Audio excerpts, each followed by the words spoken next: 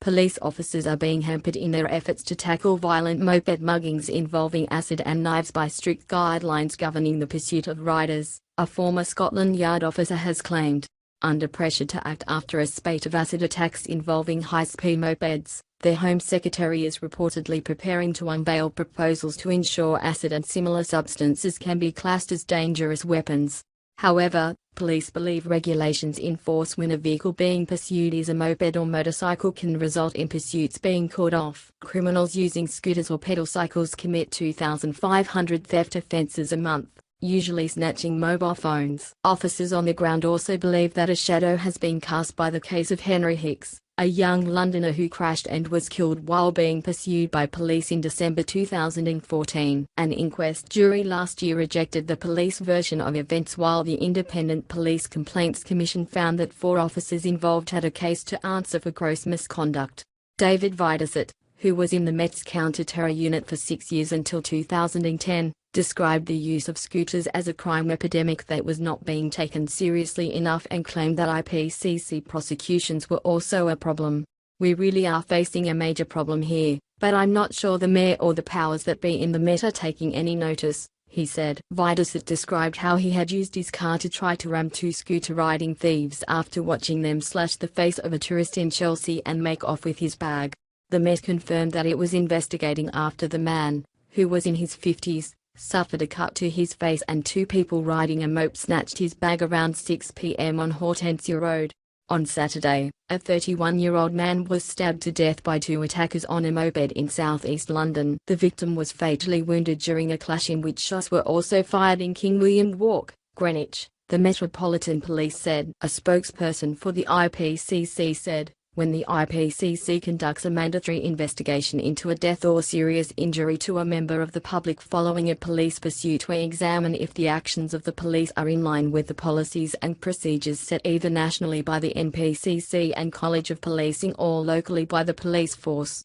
All officers are treated as witnesses until there is any evidence that would suggest either misconduct or criminality, so any suggestion that the IPCC is overzealous in its approach to investigations is simply wrong." Pressure is mounting on ministers to take action to curb the rise in acid attacks, as one of the victims of a recent spree in London described how his face felt like it was on fire.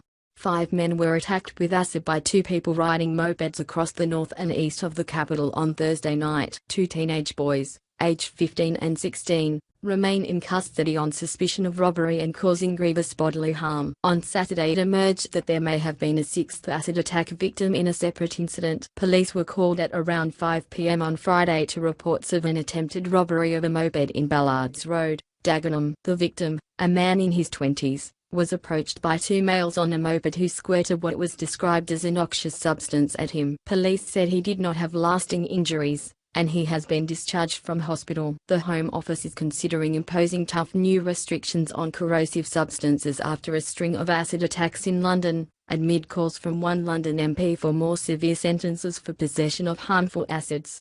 A victim of one of the Thursday attacks, Jabed Hussain, reportedly had his moped stolen before the 2 suspects sprayed him with the dangerous liquid. Hussain, 32, an Uber Eats delivery driver, was on the corner of Queensbridge Road and Hackney Road when the 2 men on a moped pulled up to his left.